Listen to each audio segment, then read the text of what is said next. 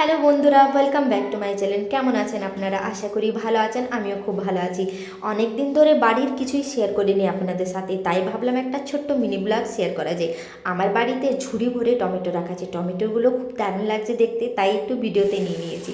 এখানে আমি রান্না চাপিয়ে দিয়েছি। আজকে আমি একটা নতুন তরকারি করছি, মানে আমার জন্য নতুন।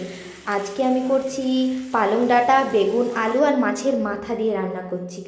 ট্রাই করছি কীরকম লাগে খেতে। আপনারা কি এরকম তরকারি খান? প্লিজ কমেন্টে জানাবেন। আর এইখানে আমি আলু ভাজা, বেগুন ভাজা আগেই করে রেখেছিলাম, কারণ মিষ্টি আদার্স তরকারি খায় না, তাই আলু বেগুন ভাজা করে দিয়েছি। আর এই সকালে ছোলার তরকারি করেছিলাম নাস্তার সাথে, সেটাও বেঁচে গেছে। এখানে আমি ডাল ডাল আর টমেটো দিয়ে করেছি, কারণ টমেটো আমার কাছে প্রচুর আছে, তাই ডালে একটু টমেটো দিয়ে দিয়েছি। ছাদের উপরে এসেছিলাম রোদ দেখার জন্য, কাপড়গুলো দেখার জন্য। কেন রোদ দেখার জন্য এসেছিলাম? ঈশানকে স্নান করাবো বলে, কারণ বাড়িতে প্রচুর ঠান্ডা, তাই ভাবলাম ছাদে রোদে স্নান করাই। তারপরে স্নান করে নিয়ে চলে এসেছি খাবার খাওয়াতে। নিজের হাতে তো খেতেই পারে না, আমি খাইয়ে দিলাম। তারপরে এখানে বসে গেছি আমি খেতে, খিচুড়ির সাথে টমেটোর চাটনি। ফার্স্টে আমি খিচুড়ি টমেটো চাটনি খাবো, তারপরে আমি একটু ভাত নিয়েছিলাম, সে ভাতটাও খাবো। প্রচুর খিদে পেয়েছে। এই খিচুড়িটা পাশের বাড়ি দিদি দিয়েছিল, তাই ভাবলাম আমি খেয়ে দিই। যদি আমার আজকের জন্য এতটুকু। যদি আমার মিনি ব্লগটা ভালো লেগে থাকে তো প্লিজ একটা লাইক করবেন।